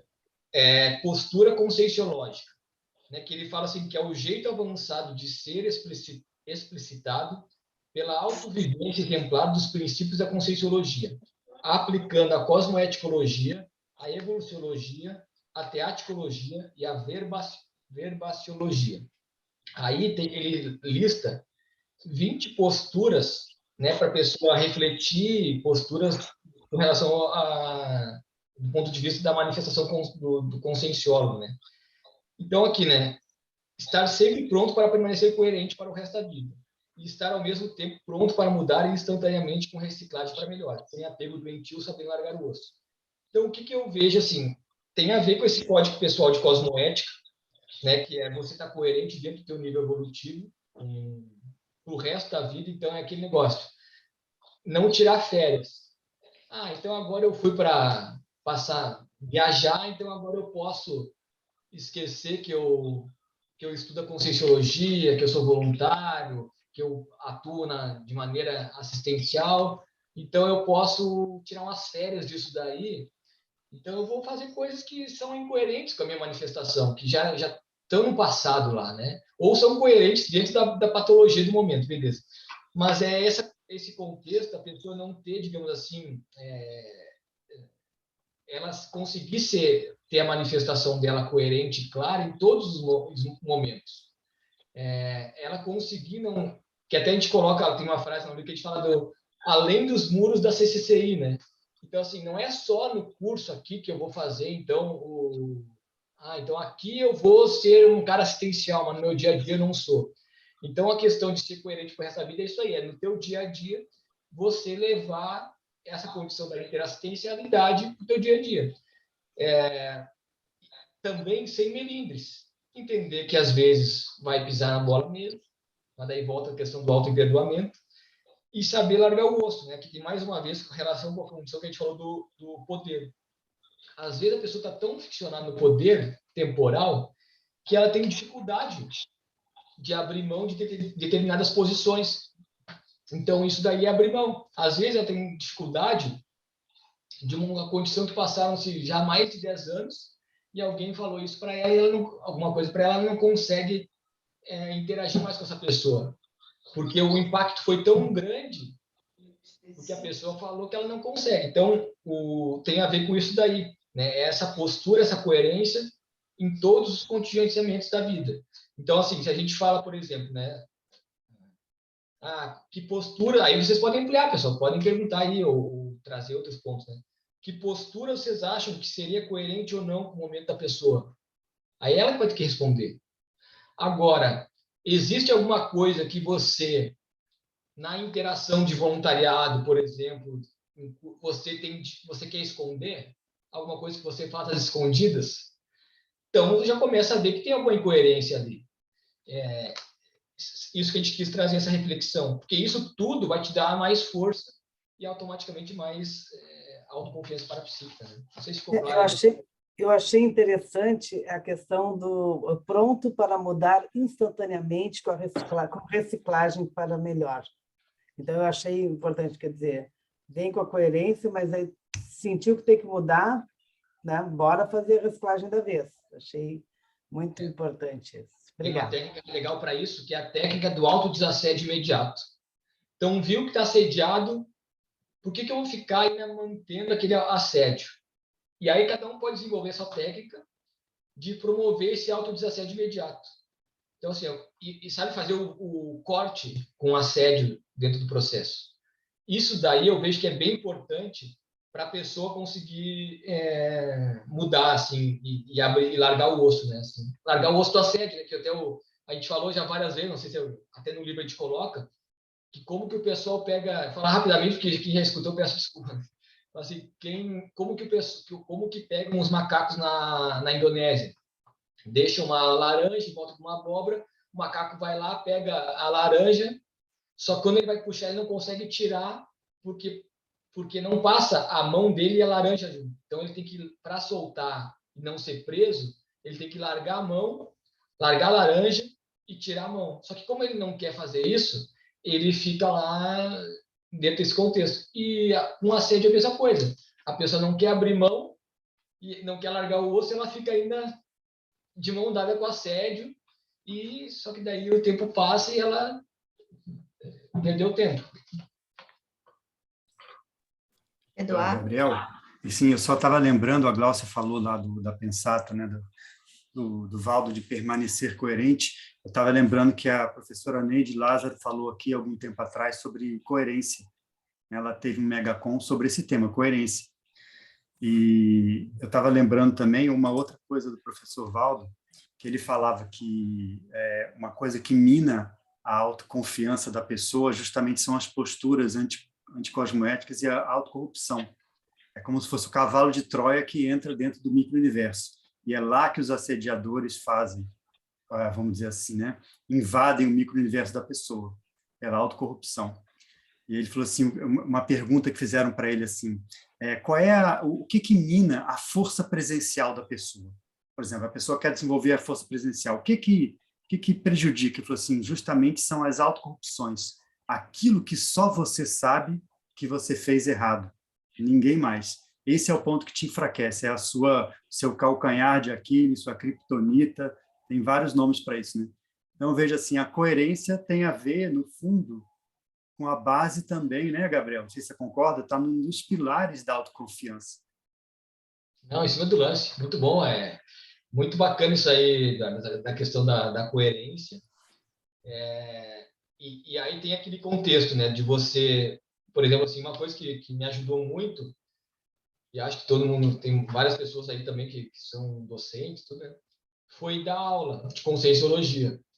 Então, para a gente também tirar aquele contexto, não, então eu preciso agora ser o mais coerente possível para daí eu vou fazer assistência. Não, né? É uma construção. Então, por exemplo, eu ia dar aula e falava sobre alguns temas avançados e a reflexão que eu tinha era: será que eu estou coerente, né, no meu dia a dia com isso que eu estou falando?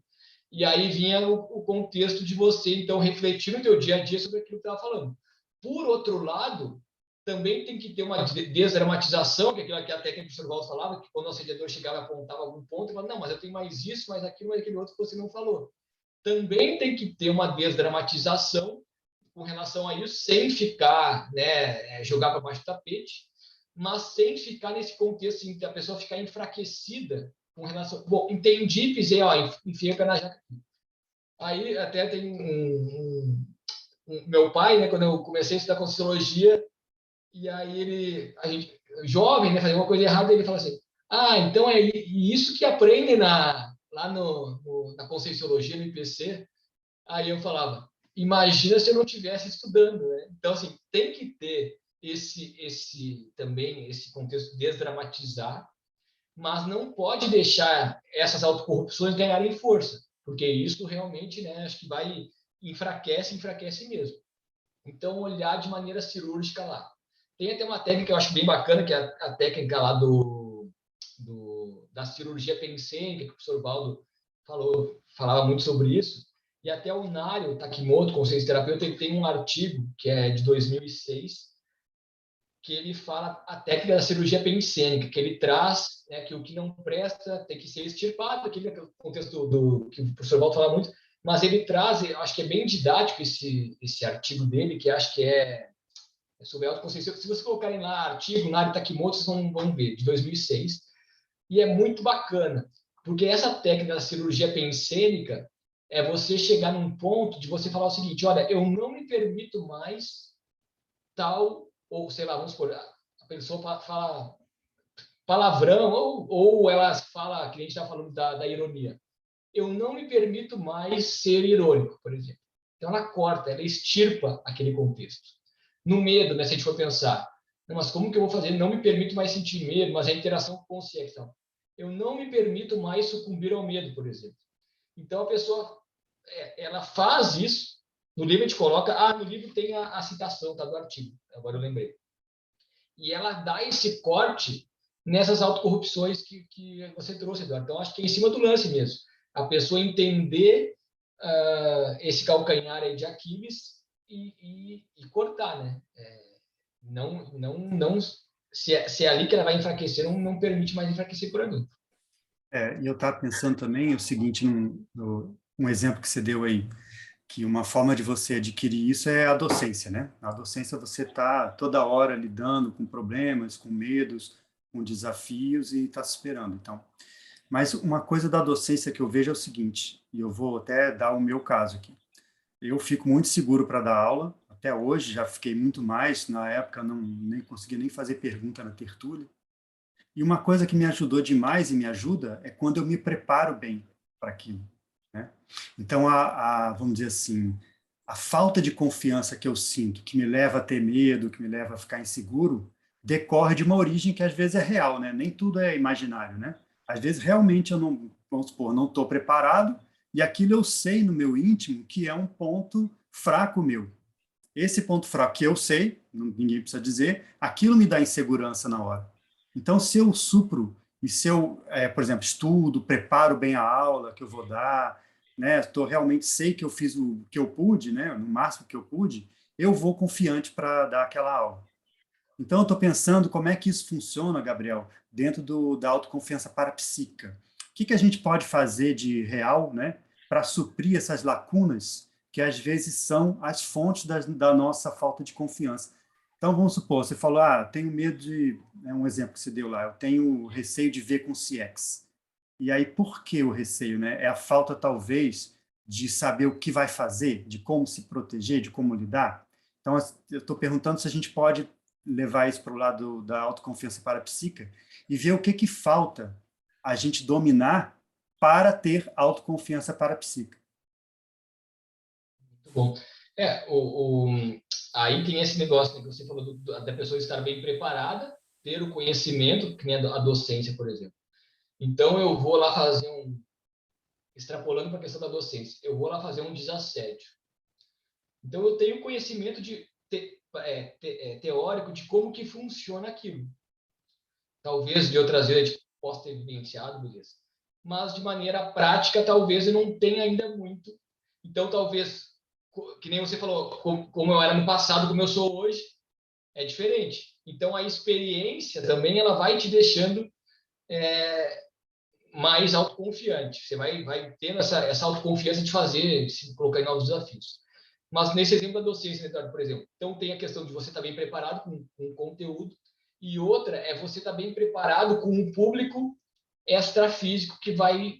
Então, aquela técnica que acho que todo mundo aí da docência sabe que é assim, é você estar atento aos bastidores. Então, às vezes, vem um assunto que foge do MAP, por exemplo, e vem parar na tua mão aquele assunto, pesquisa sobre tal assunto. Você vai, pesquisa, que está fora, digamos assim, do que seria abordado, e às vezes é uma dúvida de alguém que trouxe lá. Então, se preparar do ponto de vista o teórico, do ponto de vista multidimensional, você estar atento, e quando chegar na hora, é aquele contexto, estou atuando aqui junto com os amparadores, mas eu tenho que fazer minha parte, porque se eu fico com medo, se eu fico querendo ficar bem na foto, eu vou atrapalhar essa assistência. Esse fluxo assistencial vai... Então, às vezes, a pessoa falou um monte de coisa, só que a energia não foi bacana. Então, por outro lado, às vezes a pessoa se preparou super bem também, do mesmo jeito, e teve essa predisposição. Quer ver um exemplo disso, que é um bom treino, Eduardo, assim, para todos nós, assim, nas dinâmicas parapsíquicas, que estão voltando tudo. Nesses acoplamentos energéticos que tem nas dinâmicas parapsíquicas, como que vai o despojamento da pessoa? Como que ela vai nessa interação? É muito comum a pessoa que está desenvolvendo, por exemplo, o contexto está começando as dinâmicas parapsíquicas, ela sentir o cardiochakra. Então, ela sente aquilo de maneira ostensiva, porque tem, digamos, uma novidade, ela não entende muito bem como é que funciona, às vezes ela tem alguma condição de autoimagem por trás também. Então, veja, o tempo todo, o nosso holossoma está sinalizando aquilo que a gente precisa cuidar, aquilo que precisa trabalhar. Às vezes, a pessoa tem muita prática, mas faltou o estudo. Então, assim, também fica falho. Então, assim, a gente veja que como é complexo esse negócio, né? Agora, o principal que eu vejo, assim, é justamente a pessoa entender esse negócio, o mecanismo dela, entender que as posturas que ela tinha antes não vão dar mais certo sempre, e que ela precisa ver o que ela precisa fazer para melhorar. Que nem você trouxe. Não, então eu vi aqui que eu preciso mexer em tal aspecto. Preciso mexer mais com energia. Preciso mexer mais com a teoria. E assim ela vai se desenvolvendo, né? Nesse crescendo mesmo. Acho que a Thaís quer falar, né? Oi, eu queria fazer uma pergunta sobre que nem para ter confiança parapsíquica. Se você está num grupo e, como o Eduardo falou, você se prepara, eu estou pensando cosmoeticamente. Se dentro da minha pensamento cosmoético, o que o grupo está fazendo para mim não está coerente e não é a minha especialidade. Então, eu não tenho voz para, né, assim, para dizer, né? Vamos dizer assim, eu não tenho credibilidade, porque não é a minha especialidade. E aí seria, então, o ideal é chamar um especialista para desassediar, né? Em relação à cosmoética daquele assunto. Só que eu também não sou a líder para determinar isso, se para chamar um especialista para fazer. E aí eu faço o quê? Abro mão também? Na verdade, não faço nada, né? Porque eu não... E simplesmente só a minha cosmoética intimamente não tem muito o que eu posso fazer dentro da minha confiança parapsíquica, porque parapsiquamente eu tive uma confirmação, eu tive um banho de energia muito grande dos amparadores quando eu pensei sobre o assunto. E eu entendi a importância de eu trazer para o grupo, o quanto aquilo era importante para o grupo olhar de novo e retomar o que eles estavam abrindo mão. E simplesmente eles nem quiseram me ouvir, me deixaram, né, assim, né, falou assim, não, o grupo já abriu mão e ficou por isso mesmo, mas não é minha especialidade, então não tem como eu chegar a impor ou desassediar sobre aquele assunto. O ideal, eu pensei, é chamar um especialista do assunto para poder desassediar o grupo e eles olharem a importância que os amparadores pediram para mim. Mas também eu não tenho abertura, né? Assim, eu não sou a líder do grupo para poder trazer, né? Ter essa iniciativa. Faço o quê? Uma boa pergunta, né, Thaís? Isso aí, essa tua questionamento é bem importante e a gente poderia discorrer só sobre a temática, por exemplo, do posicionamento interassistencial cosmoético. Tem um livro que é muito interessante que chama Justiça. Acho que é alguma coisa, qual a coisa certa a ser feita. Então, ele traz vários exemplos de reflexões do que é o certo e o que não é. E aí, quando você caminha para um lado e diz, não, isso é o certo. E ele, tá, mas e se tivesse ocorrido dessa forma? Aí você, não, daí não chega mais a ser o certo. Então, veja que existe uma visão de mundo, existe uma interpretação sobre as coisas. Por que eu estou querendo dizer isso? Porque não sei qual que é o contexto, se é do voluntariado, da Conscienciologia ou não, enfim. É do voluntariado e de uma escrita importante. Tá, então assim, ó, no voluntariado da Conscienciologia é uma das principais ferramentas para a pessoa desenvolver a autoconfiança parapsíquica. Por quê? Porque nós vivemos em grupos. Aqui nós estamos em grupo, beleza? E cada pessoa vai ser singular na manifestação dela. Cada pessoa vai ter a sua interação com os amparadores de uma maneira, vai interpretar aquilo de uma maneira diferente. O que eu vejo que é o principal, assim, né? É a pessoa estar tranquila que ela recebeu aquela percepção, por exemplo, e ela expôs, ela entendeu que era importante expor. Se o grupo vai acatar ou não vai, se vai fazer ou não vai, já não é mais problema da pessoa no sentido dela querer aquilo que se resolva de maneira imediata. Às vezes vai demorar anos até essa ideia que a pessoa teve ela ser realizada. Às vezes você precisa se tornar especialista na área. Então essa ideia veio e a gente muitas vezes percebe pouco no sentido dessa interação com o amparo e tudo mais. Às vezes você pode se tornar especialista em algum assunto. Então, aquilo que foi uma percepção que você teve, que você achou que era para o grupo fazer, é para você desenvolver. E pode demorar anos aquele contexto. Então, tu veja como é relativo as coisas. Mas o importante é ver assim, não, peraí, por que eu criei expectativa com relação ao grupo? Deles concordarem ou não concordarem com aquilo. Aí que entra a autoconfiança. Da minha parte, falei, me posicionei, achei que era importante ou não, achei que essa percepção nesse momento não era importante eu compartilhar com o grupo, mas aquilo está claro. Quando vem o conflito, no sentido assim, não estou dizendo que é o teu caso, Thaís, eu estou aqui ampliando o negócio, mas quando vem o conflito de alguma coisa, alguma postura que foi feita, porque o grupo não fez, porque o grupo...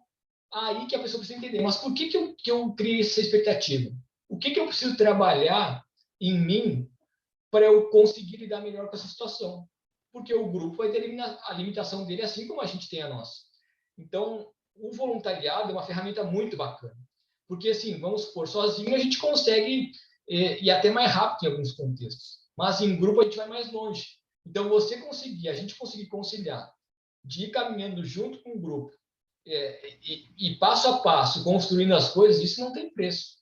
Então, às vezes, muitas coisas você vai ter que colocar, né, entre aspas, a cara a tapa, no sentido assim, eu tive essa percepção, eu vou escrever um verbete sobre o assunto.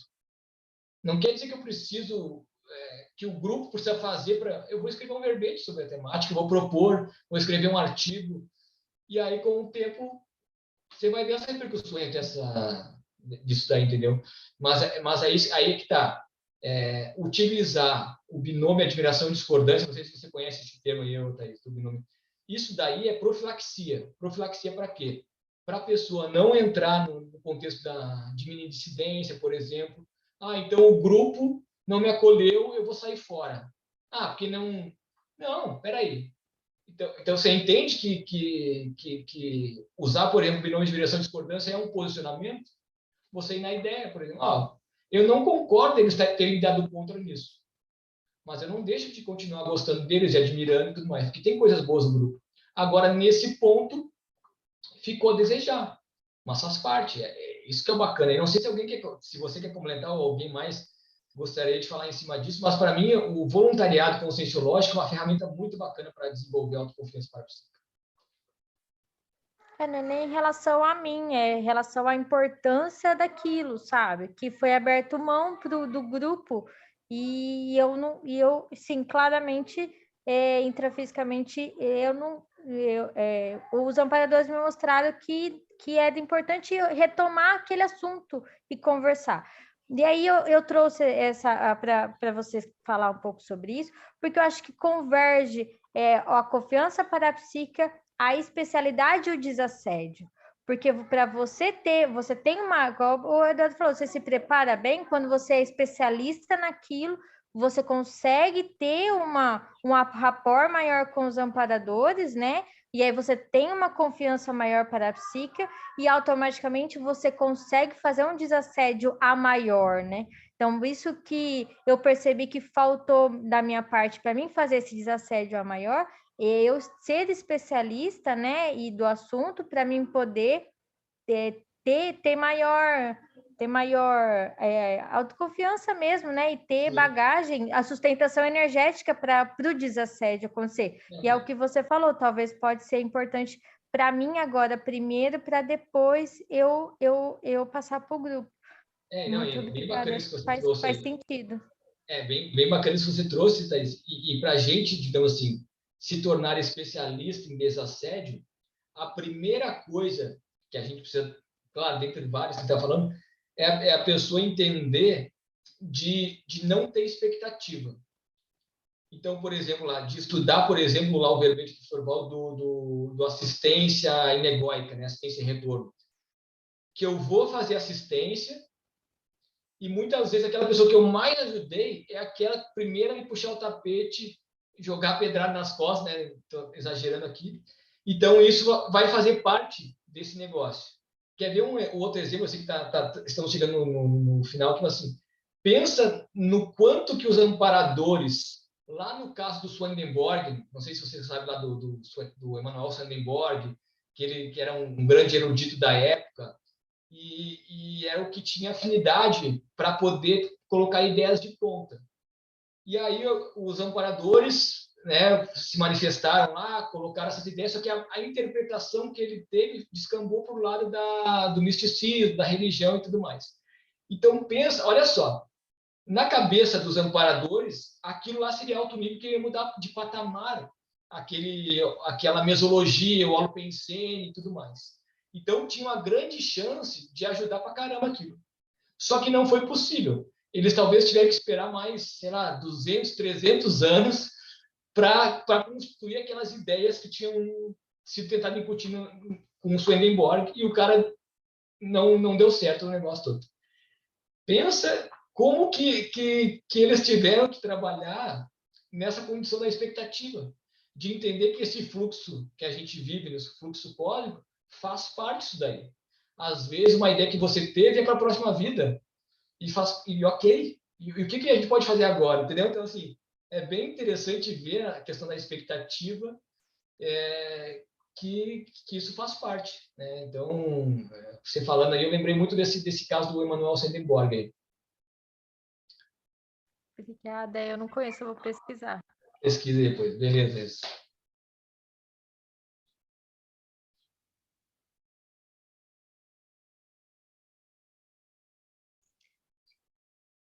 Eu fiquei pensando, Gabriel, agora que você estava falando sobre esse assunto, também de uma questão da representatividade nossa frente ao grupo, né? E eu fico pensando até que ponto também o parapsiquismo também nos dá um pouco isso, sabe? obviamente, assim, casado a uma série de outros fatores, né? Mas o que eu vejo hoje no nosso grupo, assim, quando eu fico olhando, as pessoas de maior representatividade são aquelas que estão conseguindo unir de forma satisfatória o parapsiquismo com a mental somática, né? Pelo menos eu tenho essa percepção. E eu acho que esse é eu não sei o que você acha, mas eu acho que esse seria um dos nossos grandes desafios atualmente, né? A gente fazer essa junção de forma satisfatória, a fim não só de qualificar a nossa interassistência, mas também de qualificar aquilo que a gente está deixando, né? As nossas GESCONs, as nossas produções e tal. Em cima do lance, né? Que eu acho que esse que é o grande, um dos grandes legados do professor Valdo, acho que é justamente esse, né? Ele foi o cara que conseguiu unir essas duas condições, parapsiquismo avançado, com esse processo mental somático, e chegar numa longevidade, né? Dentro do ponto de vista de parapsiquismo que ele tinha e tudo mais, e ele foi que conseguiu realmente materializar isso. Porque a história mostra que a turma se perdeu. A gente tem exemplos recentes do pessoal se perder nessa questão do parapsiquismo. E realmente, sem o parapsiquismo, sem esse contexto mental somático que você trouxe, não se sustenta. Então, é importante entender, né? Que nem a gente falou antes, né, que o Eduardo até comentou o traço em si, às vezes, não quer dizer nada. Então, o que significa a pessoa ter muita energia? Então, eu tenho muita energia, mas como que é a qualificação dessa minha energia? Às vezes eu não preciso, às vezes não, né? A gente não precisa mais ter aquele negócio de materialização da consegue plasmar. Agora é um contexto muitas vezes sutil, mais mental somático. Mas para você ter isso, você vai precisar entender de desassédio mental somático. Como que você entende desassédio mental somático? É fazendo isso que vocês estão falando, de estudar, de pesquisar essa atividade aqui, né? Enfim. Isso tudo vai ajudar no desassédio. Glaucio? Achei muito interessante esse ponto que vocês levantaram, porque eu me lembrei daquela tertúlia do professor Valdo da localização, né?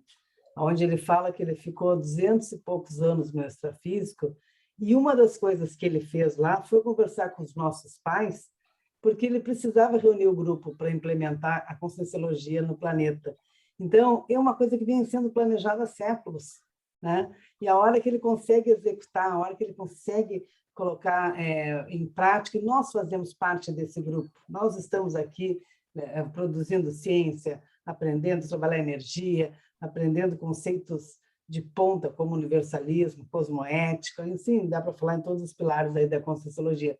Mas isso é muito importante, né?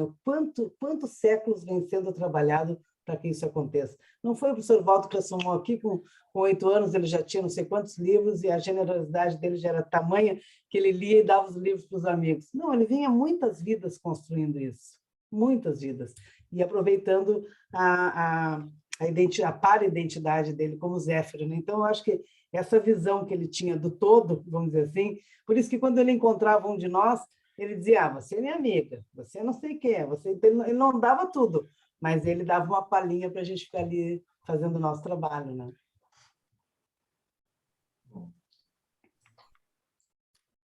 É só em cima disso que a Glócia falou, achei legal, porque a autoconfiança tem raízes, né?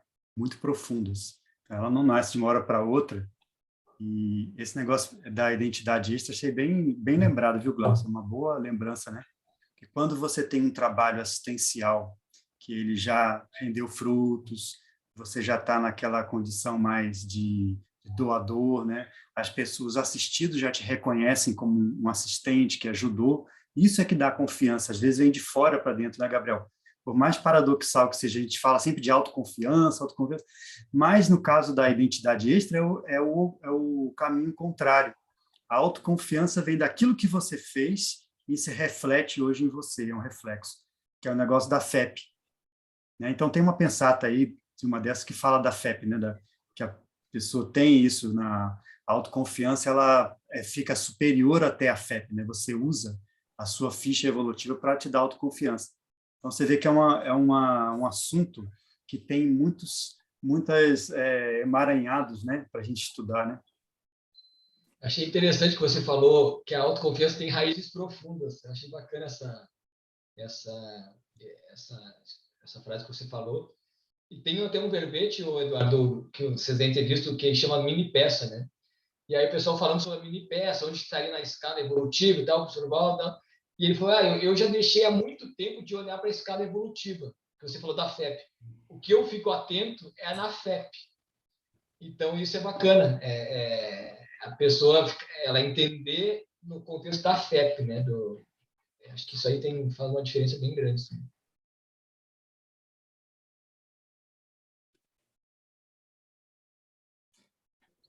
Bom, pessoal, eu acho que já deu, né?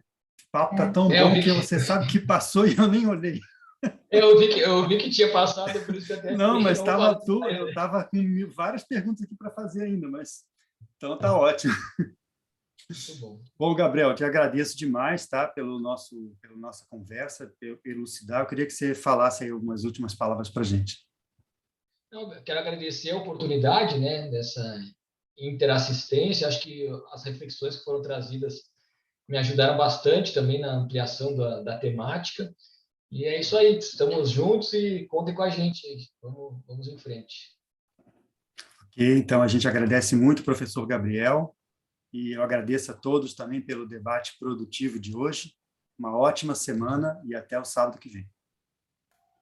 Tchau. Tchau, gente. Tchau. Tchau. Tchau, pessoal.